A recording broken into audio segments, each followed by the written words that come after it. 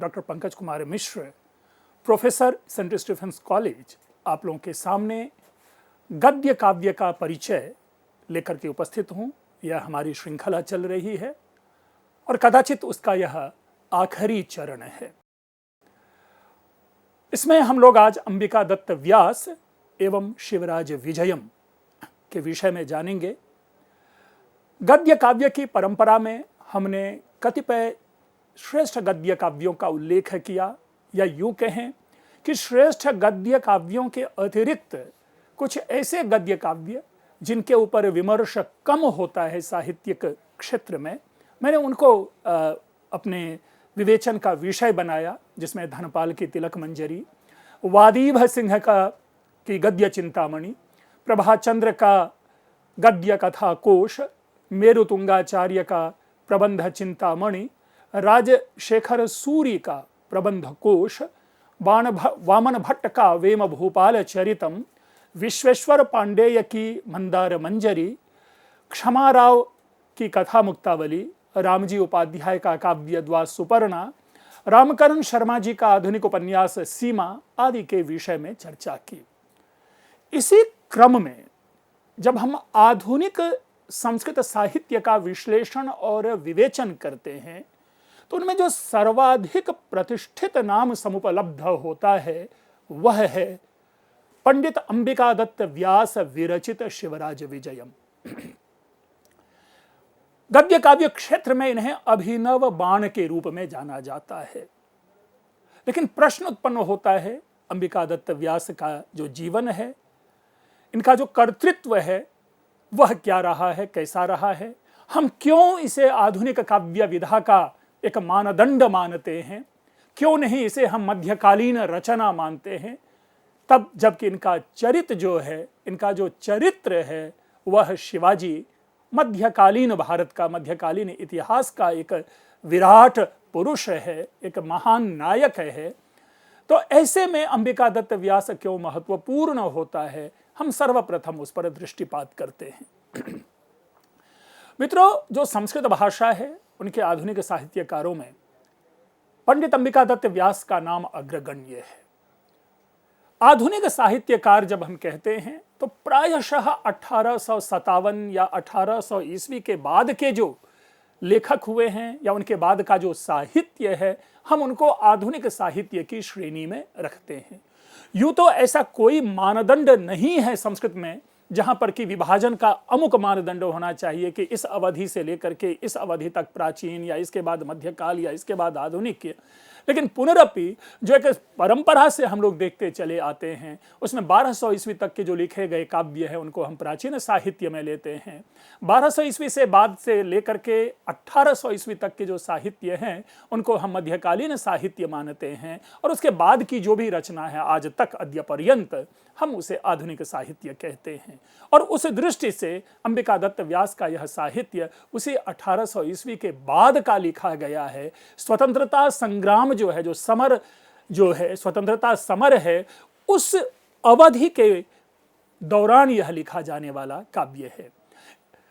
जो पंडित अंबिका दत्त व्यास है, इनमें प्राचीनता और नवीनता दोनों का समन्वय मिलता है। अब ऐसे जो वाक्य होते हैं, ऐसी जब सूचना दी जाती है कि प्राचीनता और जो नवीनता है, स्वाभाविक है मनुष्य जिस काल को जी रहा होता है उस काल का जो इश्यू है, उस काल का जो विषय क्षेत्र है, उसे भी अपने साहित्य में समाविष्ट करने का प्रयास करता है, इसलिए नवीनता से युक्त है। और एक दूसरी बात, जो बाणभट्ट, सुबंधु, दंडी आदि की परंपरा का अनुसरण करते हुए जब कोई भी लेखक, कोई कवि अगर अपने भाषा वैभव, अपने भाषा संपत्ति का विस्तार करता है तो हम उनमें प्राचीनता का समावेश कह बैठते हैं।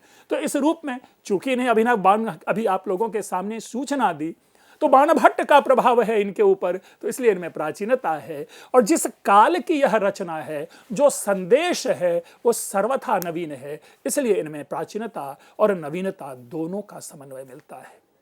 अपने अल्प जीवन काल में इन्होंने हिंदी, संस्कृत में छोटी बड़ी लगभग 78 पुस्तकें लिखी, जिनमें इनमें सर्वाधिक ख्याति जो है वो महाराष्ट्र केसरी, शिवाजी के जीवन वृत्त पर आधारित, शिवाजी के जीवन वृत्त पर आश्रित शिवराज विजय की रचना से प्राप्त हुई। इसकी रचना इन्होंने 1898 ईस्वी में की थी। ध्यान रखेंगे, अभी मैंने 1800 ईस्वी का एक कालखंड की एक सीमा का निर्धारण किया था, तो तदनुसार उसी 1800 के बाद यानी लगभग 100 वर्षों के बाद 1898 ईस्वी में इन्होंने इसकी रचना की थी। लेकिन इसका जो मुद्रण है, इसका जो पब्लिकेशन है, इसकी जो प्रिंटिंग है, वो 1900 ईस्वी में इनका मुद्रांकन किया गया। जो अंबिकादत्त व्यास, पंडित अंबिकादत्त व्यास है, उनके जीवन से संबद्ध बहुत सी बातें हमें ज्ञात है। ऐसा नहीं है कि हमारे प्राचीन साहित्यकार की तरह इनके विषय में सूचना नहीं है। इनके विषय में कई सूचनाएं प्राप्त होती है, ऑलमोस्ट सारी सूचनाएं प्राप्त होती है। स्वयं व्यास जी ने अपना एक काव्य है बिहारी विहार, जिसकी भूमिका में उन्होंने अपने पूर्वजों तथा अपने विषय में भी पर्याप्त सूचना दी है। इसलिए इनके विषय में किसी भी प्रकार का ऐतिहासिक मत वैभिन्य हमें उपलब्ध नहीं होता। इनके पूर्वज जयपुर के निवासी थे, जो कालांतर में सपरिवार काशी आकर बस गए थे। यह तो एक सामान्य है परिचय, यानी यूं कहें तो इस दृष्टि से इनका जो जन्म क्षेत्र है वह जयपुर है, राजस्थान है। लेकिन जो कर्म क्षेत्र है, अभी इसके बाद की भी सूचना आएगी, वह इनका बिहार हो जाता है, क्योंकि बिहार में इन्होंने जीविका, अपना जो जीवन वृत्त है, उनकी जो जीवन की जो वृत्ति है वो बिहार में रही है। लेकिन चूंकि परिवार काशी आ गए तो काशी में भी यह आकर के बसे, तो इस रूप से कर्म क्षेत्र इनका उत्तर प्रदेश और बिहार दोनों होता है। शैक्षणिक वातावरण में इनका जो पूर्ण परिवार है वो थे, इनका पूरा परिवार शैक्षणिक ही कह सकते हैं कार्य में थे, तो शैक्षणिक वातावरण था इनके परिवार में। और व्यास जी की प्रतिभा बाल्यावस्था में ही प्रकट होने लगी थी। काशी राजकीय संस्कृत कॉलेज में आचार्य परीक्षा में उत्तीर्ण होकर इन्होंने बिहार के विभिन्न राजकीय विद्यालयों में शिक्षण कार्य किया। जैसे कि अभी सूचना दी थी, इन्होंने आचार्य जो है वो काशी के जो राजकीय संस्कृत कॉलेज है वहां से इन्होंने आचार्य की उपाधि प्राप्त की थी। और तदनुसार जो इनको जो जीविका मिली वो बिहार के कई सारे ऐसे राजकीय विद्यालय थे जहां इन्होंने शिक्षण कार्य किया। नाट्य शिल्प की इनकी जो कृतियां हैं, इनकी कई सारी कृतियां हैं, उन्हीं कृतियों में इनमें इन्होंने नाटक की भी रचना की, इन्होंने काव्य की भी रचना की, इन्होंने गद्य काव्य की रचना की। तो इस दृष्टि से हम अगर ये विश्लेषण करें तो नाट्य शिल्प की दृष्टि से जो इनकी कृतियां हैं वो बहुत सफल नहीं हो पाई है। इनमें आधुनिकता का अभाव है। अंबिकादत्त व्यास अपने समय के प्रख्यात पंडित और कुशल वक्ता तो थे, हिंदी, संस्कृत और ब्रज पर इन्हें समान रूप से अधिकार था। ये कट्टर सनातन धर्मी थे और अपने व्याख्यानों के द्वारा सनातन धर्म का ये प्रचार किया करते थे। इन्होंने कुछ धार्मिक पुस्तकें भी लिखी हैं, जिसमें अवतार मीमांसा प्रसिद्ध है। इन्होंने गद्य और पद्य पर भी सम्यक रूप से विचार विश्लेषण किया है, विचार विवेचन किया है। इनकी भाषा शैली सदोष है, या यूं कहें सदोष नहीं निर्दोष है। जगह जगह पर ठीक है, जब हम सदोष कहते हैं तो सदोष का एक अर्थ यह है कि अपाणनीय प्रयोग, या सदोष का एक अर्थ ऐसा है कि कठिन भाषा का प्रयोग जिससे हम अर्थ न ग्रहण कर पाए। तो इस दृष्टि से जब हम इनके नाटकों को देखते हैं तो जगह जगह पर पंडिताऊ प्रयोग प्राप्त होते हैं। अब जो ये पंडित वाला प्रयोग है, यानी विद्वत प्रयोग प्राप्त होता है, अर्थात सामान्य जन के लिए वह भाषा अनुकरणीय या आचरणीय या अवग्राह्य नहीं हो पाती। तो इस तरह से इसीलिए सदोष है। और क्या, तो जो विरामादि चिन्ह है, इनके व्यवहार में भी कहीं कहीं अव्यवस्था मिलती है। विभक्तियों के प्रयोग में भी प्रायः अशुद्धि है। लेकिन ध्यान रखेंगे, ये इनके प्रारंभिक कतिपय ऐसे जो, चाहे वो नाटक हो या कोई अन्य काव्य हो, उनके ऊपर यह टिप्पणी है। यह टिप्पणी शिवराज विजयम के ऊपर कतई नहीं है। इनके गद्य काव्यों में गद्य काव्य मीमांसा, जिनकी रचना इन्होंने 1897 ईस्वी में की थी। ध्यान रखेंगे कि शिवराज विजयम की रचना इन्होंने 1898 में की, और गद्य काव्य मीमांसा जो है इनकी रचना इन्होंने 1897 में की। अंबिकादत्त व्यास ने 1884 ईस्वी में काशी में एक पत्र निकाला था। अब अभी देखिए, जब हम पत्र की बात करते हैं तो आजकल की जो पत्रकारिता है, या आज जैसे हम बंगाल से लेते हैं कि उद्दंत मार्तंड हो या मतवाला हो, ऐसे जो पत्र निकलने शुरू हुए, उसी परंपरा में एक तरह से कह सकते हैं कि पत्रकारिता का युग जो है, जो भारतेंदु युग है, उसमें इनकी विशिष्ट भूमिका रही थी। तो इन्होंने एक पत्र निकाला था, वह उस पत्र का उस समय नाम वैष्णव पत्रिका हुआ करता था। यानी जब इन्होंने प्रारंभिक अपनी पत्रिका निकालनी शुरू की तो उसका नाम था वैष्णव पत्रिका, जो सनातन धर्म की सेवा में संलग्न हुआ करता था। बाद में इसी का नाम पीयूष प्रवाह हो गया। देखिए, जब यह वैष्णव पत्रिका निकालते थे तो उस पत्रिका का मूल विषय था सनातन धर्म की सेवा करना, लेकिन जब उसी बाद में इन्होंने पीयूष प्रवाह नाम से साहित्य सेवा के क्षेत्र में इन्होंने काम करना प्रारंभ किया। यानी इनकी पत्रिका का नाम पीयूष प्रवाह है, जो सन 1900 ईस्वी में मतलब तक चलता रहा। और 1900 ईस्वी में हम देखते हैं कि पंडित अंबिका दत्त व्यास जी का देहांत तो हो चुका होता है। उसी साल, जिस साल के शिवराज विजयम का मुद्रण हुआ था, पब्लिकेशन हुआ था। इनकी रचना जो बिहारी बिहार है, यह भी 1898 की रचना है। इसमें बिहारी सतसई, जो बिहारी कवि हुए हैं, हम लोगों ने रसखान, रहीम, बिहारी आदि ऐसे नाम जरूर सुने हैं। तो बिहारी जो है, बिहारी के सतसई थे। इनके दोहों के आधार पर इन्होंने कुंडलियां संकलित की। बिहारी के दोहों के मूल भाव को पल्लवित करने में इन्हें बड़ी सफलता मिली है इस बिहारी बिहार नामक ग्रंथ में। इनकी जो पुरानी नई परिपाटी की जो फुटकर रचनाएं और समसामयिक पत्रों, जैसा कि अभी हमने नाम लिया पीयूष प्रवाह, समस्या पूर्ति प्रकाश में प्रकाशित मिलती है। दूसरे शब्दों में अंबिका दत्त व्यास ने न केवल ग्रंथ विशेष की रचना की, बल्कि ये निरंतर लेखन कार्य करते थे। और उस लेखन कार्य के क्रम में जो लघु रचनाएं होती थी, जो छोटी रचनाएं होती थी, और हम लोग सभी जानते हैं कि संस्कृत की परंपरा में एक क्रीड़ा रही है जिसे कि समस्या पूर्ति के रूप से जाना जाता है। कोई शब्द दे दिया गया, उस शब्द से आप काव्य निर्माण करें, तो वो ऐसे जो कुछ समस्या पूर्ति वाले जो इनके पद्य रहे हैं या लेखन रहे हैं, वो अन्य काव्यों में भी इनके प्रकाशित प्राप्त होते हैं। जो हिंदी के प्रसिद्ध समीक्षक हैं आचार्य रामचंद्र शुक्ल, जरूर हम सब लोगों ने नाम सुना है। आचार्य रामचंद्र शुक्ल की किताब है जो एक समीक्षा जगत का मानदंड माना जाता है, चिंतामणि। उसमें इन्होंने एक कृति पावस पचासा का उल्लेख किया है। दूसरे शब्दों में कि आचार्य रामचंद्र शुक्ल ने अंबिका दत्त व्यास के द्वारा लिखे गए जो 78 जो इनके ग्रंथ हैं, उन ग्रंथों में से एक ग्रंथ का उल्लेख अपने उस समीक्षा काव्य में किया है, जिसका नाम है पावस पचासा।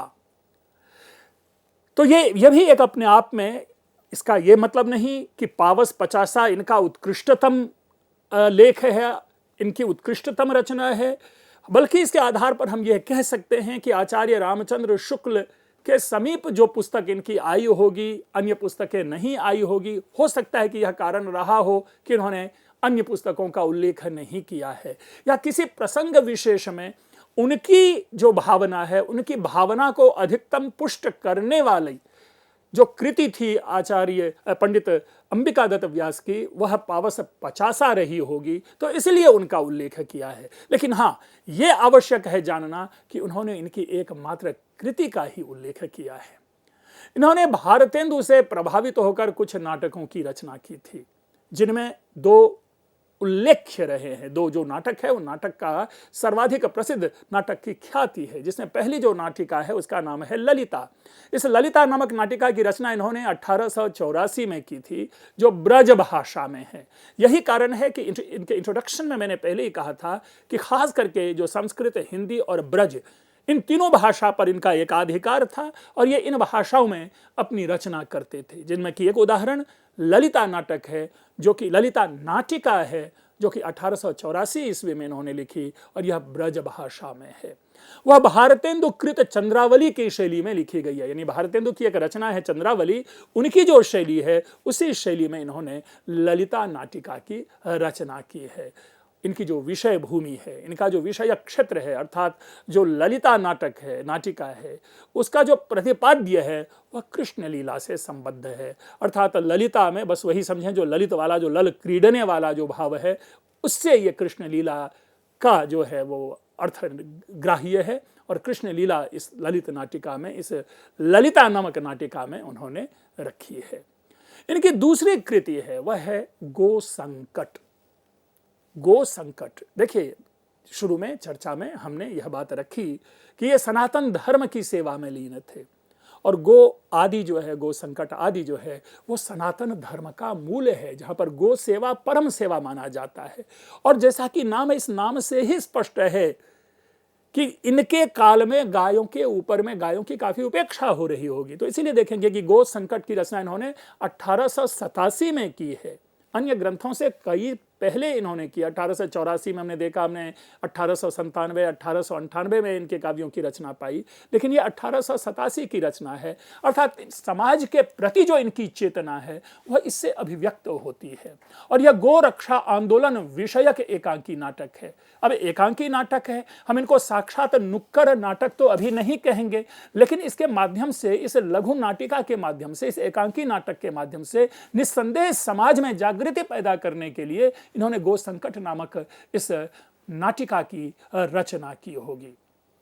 जो इसकी कथा वस्तु है वो ऐतिहासिक परिवेश है और मुगल काल में अकबर द्वारा जो गोवध बंद किए जाने की बात कही गई है, इसमें वो हम पाते हैं। अर्थात ऐसा प्रतीत होता है कि जो लगभग 16वीं शताब्दी में अकबर ने गोवध पर प्रतिबंध लगाया था और उसी प्रतिबंध से को देख करके, अभिभूत हो करके, जो 19वीं शताब्दी की जो समस्या थी उसको ध्यान दिलाने के लिए, लोगों में चेतना फैलाने के लिए इन्होंने गो संकट नामक एक अपनी कृति की रचना की, एकांकी नाटिका की रचना की। आश्चर्य वृत्तांत नामक इनकी एक और रचना है, जिसका नाम है, एक रचना है जो 1893 ईस्वी में इन्होंने रचना की है। यह एक फैंटेसी है जिसको हम कहते हैं मनः कल्पना, ये प्रकाशित हुई है। हम लोग सभी जानते हैं कि जो तिलिस्म आदि वाली जो हम काव्य पढ़ते हैं, कहानी पढ़ते हैं, उसमें एक फैंटेसी होती है। जैसे इंग्लिश का अगर हम उदाहरण लेते हैं कि हैरी पॉटर नाम से जब हम चर्चा करते हैं तो ये भी क्या, ये मनः कल्पना है। अर्थात जिनका जमीनी हकीकत से, धरातलीय सत्य से जिनका कोई संबंध नहीं होता, इसमें कल्पना की उड़ान होती है। तो वही चीज है कि एक आश्चर्य वृत्तांत नामक इन्होंने एक फैंटेसी की रचना की। तो इस दृष्टि से अगर हम काव्य का रेंज देखें, पंडित अंबिका दत्त व्यास जी के काव्य की जो एक सीमा देखें, एक जो विषय क्षेत्र देखें, उसमें बहुविधता है, इनकी रचना में बहुमुखता है। कोई ऐसा क्षेत्र नहीं दिख रहा जिसमें कि हम इनका प्रवेश नहीं पाते हैं। साहित्य में जो भी अपेक्षा की जाती है कवि से, उन अपेक्षाओं पर पंडित अंबिका दत्त व्यास खरे उतरते दिख रहे हैं।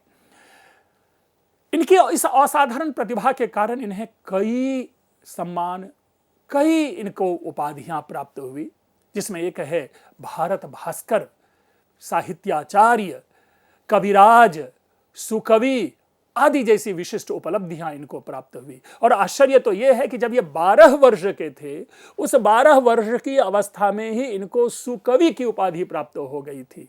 उनकी उस तेजस्विता को, उनकी उस प्रतिभा को परखिए कि किसी भी एक तरह से, जिसको आजकल हम एक शब्द प्रयोग करते हैं, चाइल्ड प्रोडिजी, बार बार लाते हैं इस शब्द को, तो उस रूप में पंडित अंबिका दत्त व्यास जी को देखा जाना चाहिए, क्योंकि 12 वर्ष की अवस्था में उनको सुकवि की उपाधि मिल गई है। तो ये इनका कह सकते हैं कि इनकी प्रतिभा थी।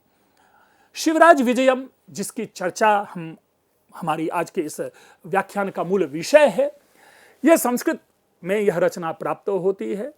इसे संस्कृत का प्रधान ऐतिहासिक उपन्यास माना जाता है। मित्रों, जब हम इस पे चर्चा करेंगे, इस पे तो विशद चर्चा भी होगी, हम इसके विषय में चर्चा करेंगे। तो इस रूप में हम पंडित अंबिका दत्त व्यास की समग्रता को पाते हैं। पंडित अंबिका दत्त व्यास जो आधुनिक साहित्य है, उनकी वो प्रेरणा माने जाते हैं। इनके इस शिवराज विजयम को पढ़ करके लोगों ने अपने गद्य काव्य का विस्तार करना प्रारंभ किया, क्योंकि शिवराज विजयम का जो सबसे बड़ा सौंदर्य है वह है उनका भाषा पक्ष। क्या लालित्य है, क्या मनोहारी भाषा है, क्या उनकी पदशैया है। इन सारे विषयों का विश्लेषण हम शिवराज विजयम के विश्लेषण के अंतर्गत जानेंगे। जैसे कि अभी आपके सामने चर्चा की कि 78 काव्य की इन्होंने रचना की, अन्य कतिपय फुटकर इन्होंने लेख आलेख लिखे, उन सब में अगर पंडित अंबिकादत्त व्यास जी ने केवल शिवराज विजयम की रचना की होती, शिवराज विजयम मात्र की रचना की होती, तो भी पंडित अंबिकादत्त व्यास पंडित अंबिकादत्त व्यास के रूप में ही जाने जाते। भले ही उनके अन्य 77 रचनाओं को वह सम्मान, वह कह सकते हैं कि भाव प्राप्त नहीं है जो कि शिवराज विजयम को प्राप्त है। और प्रायशः पूरे भारतवर्ष के विश्वविद्यालयों में शिवराज विजयम का कोई ना कोई अंश अवश्य ही पढ़ाया जाता है। यह अलग विषय है कि इनका जो प्रतिपाद्य है, उन प्रतिपाद्य को लेकर के कोई आलोचना, कोई विवेचना, कोई टिप्पणी, कोई टीका की जा सकती है, लेकिन जो भाषा है, जो उनमें एक संरचना है, उनमें जो भाव पक्ष है, बड़ा ही सुंदर बन पड़ा है। यह शिवराज विजयम उपन्यास है। मित्रों, जैसा कि मैंने कई बार कहा है आप लोगों के सामने कि संस्कृत में ऐसी कोई काव्य विधा नहीं है। अगर हम अन्य किसी भी काव्य को पढ़ें, चाहे वो साहित्य दर्पण पढ़ें, चाहे हम काव्य प्रकाश पढ़ें, या इस तरह से कोई भी समीक्षा ग्रंथ पढ़ें, अगर हम साहित्य का काव्यादर्श पढ़ें, कहीं भी गद्य काव्य के भेदोपभेद में उपन्यास का उल्लेख प्राप्त नहीं होता। यह अलग पक्ष है कि स्वयं पंडित अंबिकादत्त व्यास ने अपने इस शिवराज विजयम को उपन्यास कहा है, और वे लिखते भी हैं कि उपन्यास पदेनापि तदेव परिकथ्यते यथा कादंबरी यद्वा शिवराज जयते मम एटसेट्रा।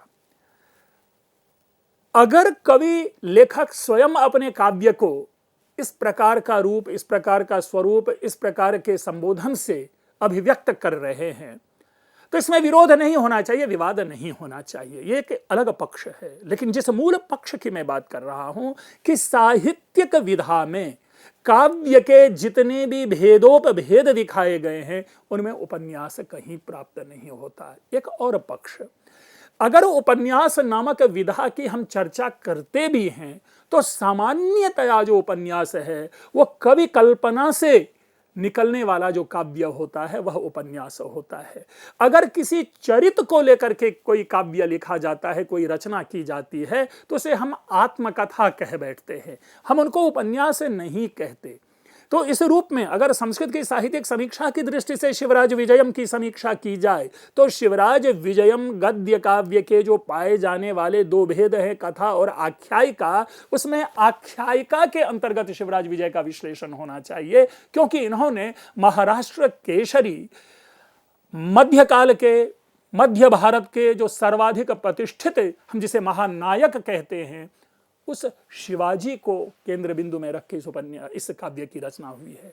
और शिवाजी के भी आप कह सकते हैं कि पूरे जीवनचर्या की इसमें चर्चा है। तो उस दृष्टि से यह शिवाजी का जीवन चरित्र है, और जो जीवन चरित्र है हम उनको आख्यायिका कहते हैं। जैसे हर्षचरितम आख्यायिका है, तो उसी प्रकार शिवराज विजयम जो है इसे आख्यायिका माना जाना चाहिए। इसमें कोई आग्रह, दुराग्रह या पूर्वाग्रह नहीं है। क्यों नहीं है? क्योंकि उपन्यास हिंदी से ली गई विधा है। ऐसा प्रतीत होता है कि चूंकि ये भारतेंदु की टोली के सदस्य थे, भारतेंदु के ये मित्र थे, तो भारतेंदु काल के प्रभाव के कारण इन्होंने उस भावावेश में आकर के उपन्यास अपने काव्य को कहा। ठीक है, सम्माननीय है, मान्य है। लेकिन जब वो स्वयं देते हैं कि यथा कादंबरी, तो यथा कादंबरी न तथा शिवराज विजयम, क्योंकि कादंबरी जो है वो एक तरह से पूरी तरह से मन कल्पना से प्रसूत है, कवि कल्पना से प्रसूत है।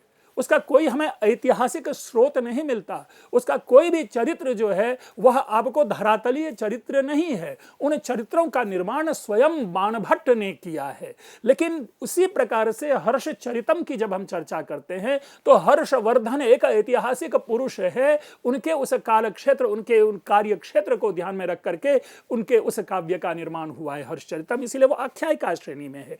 इसी प्रकार से जो शिवराज विजयम है, यह शिवराज विजयम यह ऐतिहासिक चरित्र है, इतिहास पुरुष है। इस दृष्टि से इसको हम यथा कादंबरी तथा शिवराज जय हम नहीं कह सकते। हमें यह जरूर कहना चाहिए कि यथा हर्षचरितम तथा शिवराज विजयम। अस्तु, ये दोनों विषय है, क्योंकि परीक्षा में इस प्रकार की संभावना आती है। अगर साहित्यिक समीक्षा की दृष्टि से देखें तो यह आख्यायिका है, लेकिन चूंकि स्वयं शिवराज विजयम को उपन्यास कहा अंबिकादत्त व्यास ने, इसलिए अगर परीक्षा में पूछे जाने वाले जो प्रश्न हैं उसका उत्तर हमें उपन्यास से ही देना चाहिए। मित्रों, ये तो अंबिकादत्त व्यास के साथ जुड़ी हुई जो बातें थी, शिवराज विजयम का थोड़ा संक्षिप्त परिचय बल्कि समीक्षात्मक परिचय भी आपके सामने रखा। आप लोगों ने ध्यानपूर्वक सुना, आप लोगों का बहुत बहुत धन्यवाद।